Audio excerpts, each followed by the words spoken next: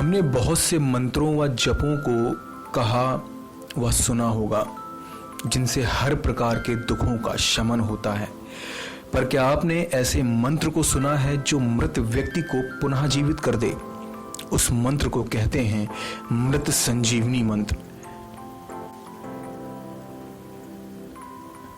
अपने धर्म ग्रंथों में मृत संजीवनी मंत्र का नाम शामिल है, पर इस मंत्र को बड़े से बड़ा साधक भी हासिल नहीं कर सकता, क्योंकि इसे साधने के लिए साधक को बहुत कठिन चुनौतियों से गुजरना पड़ता है, जो कि सरल नहीं।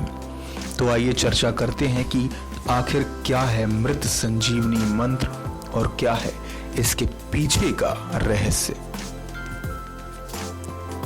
मृत संजीवनी मंत्र का जप और इसका अनुष्ठान हर कोई नहीं कर सकता। या तो यह गुरु दीक्षा के बाद गुरु द्वारा दिया गया हो, अथवा ऐसा ब्राह्मण जिसने गायत्री और महामृत्युंजय दोनों ही मंत्रों से कम 5-5 लाख जप कर लिए हो, वह भी गुरु द्वारा अनुमति मिलने पर ही इस अनुष्ठान को कर सकता है। इसका किसी पर प्रयोग करने से पूर्व अथवा इसके यंत्र निर्माण और प्रतिष्ठा के पूर्व साधक को कम से कम इसका 1.25 लाख का एक पुरस्चरण करना आवश्यक है, तभी वह यंत्र में शक्ति ला पाता है।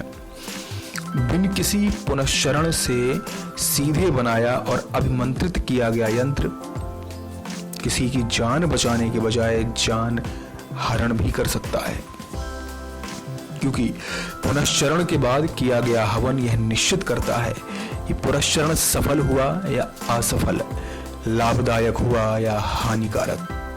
पुनश्चरण अथवा मंत्र जप में हुई त्रुटि महा क्षति करती है।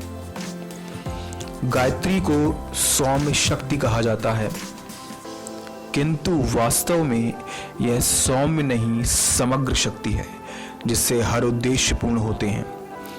यह सावित्री भी है और महाकाली भी।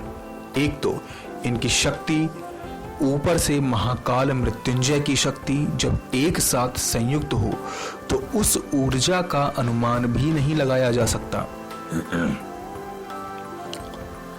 नतीजतन आदमी कुछ 100 जाप करने में ही पागल हो जाता है, या तो उसकी मृत्यु हो जाती है। यदि इसका पूर्ण नाद और स्वर से जप किया जाए तो इसे गुरु के सानिध्य में सीखा जाता है और धीरे धीरे अभ्यास के साथ बढ़ाया जाता है। इसके साथ कुछ विशेष प्राणायाम और अन्य यौगिक क्रियाएं भी सीखनी होती हैं, ताकि मंत्र से पैदा हुआ असीम ऊर्जा को संभाला जा सके। इसलिए इन सभी चीजों से बचने के लिए इस मंत्र की साधना किसी अनुभवी गुरु के दिशा निर्देश में ही करनी चाहिए। इन्हीं कारणों से इसे सामान्य लोगों और यहाँ तक कि अच्छे से अच्छे साधक को भी करने से मना किया जाता है। हमारे शास्त्रों में ऐसे कई सारे उल्लेख मिलते हैं जिनमें यही 2 मंत्र सबसे प्रमुख स्थान में आते हैं, क्योंकि इनसे अधिक शक्तिशाली और कोई मंत्र नहीं। आज हम जिस मंत्र की बात कर रहे हैं वह है गायत्री मंत्र और महामृत्युंजय मंत्र दोनों से मिलकर बना है।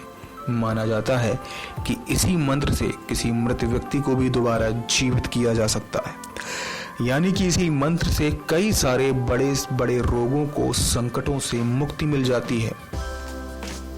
ऐसा भी माना जाता है कि यदि इस मंत्र का जाप रावण किया करता था, जिससे वो बेहद ही शक्तिशाली बन जाता था।